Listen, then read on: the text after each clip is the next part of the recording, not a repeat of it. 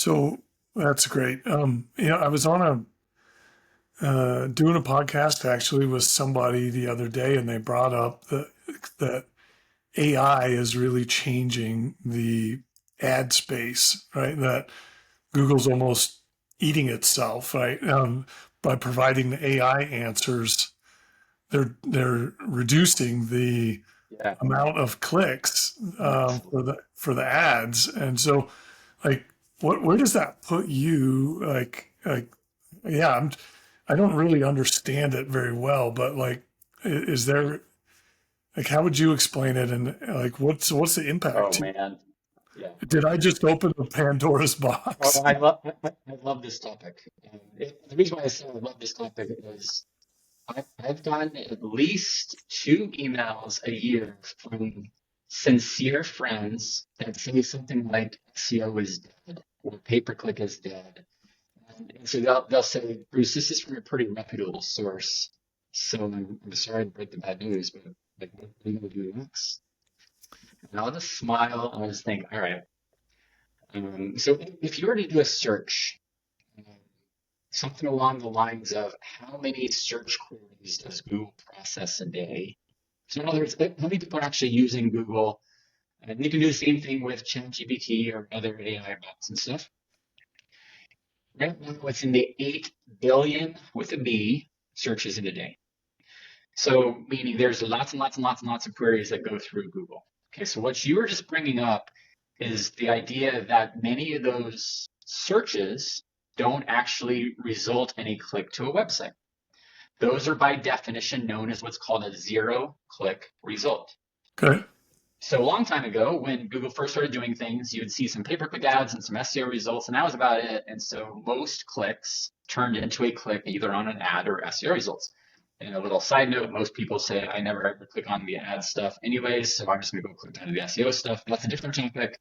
But in any case, back then, the number of zero click results. So another reason why you have a zero click result is you search for something and the results you see don't feel right. Yeah. So you just try again. That would count as a zero click result. Okay. So so right now, that number, due to AI and other things, the amount of zero clicks is increasing quite dramatically. As of right now, the data says it's around 60% of all searches are a zero click result. Again, it used to be 5%, 10%, now it's 60%. So a lot of people will say, oh, I'm sorry, Bruce, that must mean that your business doesn't really It's still provide value 3.2 anymore. billion clicks. That's the math. And so again, Yeah. so you're basically just saying you take that number, you multiply that out. So if you're getting 3.2 billion clicks, and so now where do those clicks go? In general, SEO is going to be the most of them. Pay-per-click ads are going to be a small percentage of them. So some people say, well, I've never clicked on a pay-per-click ad. So nobody ever clicks on a pay-per-click ad. No, let's do the math. It's actually about 2% of the people click on the pay-per-click ad. So if you have 2% of 8 billion, that is a ton of clicks every single day. Hmm. So we have SEO results, we have pay-per-click results, and then if it's a geo-targeted phrase like ice cream near me, or since we're in Provo, Utah, whatever phrase, then we're likely also going to see a map of some sort. Yeah. That's what's known as the Google My Business listing. So when those clicks happen, so the 60% zero clicks, but the 40% that are actually clicked, almost all of those are going to go on the SEO side or the Google My Business listings, with a couple percentage of those going over to the pay-per-click side. Hmm. And so that's kind of how that breakdown works. But because of those that math, and they'll say, well, what about ChatGPT? What about this other tool? What about these other search engine? Whatever.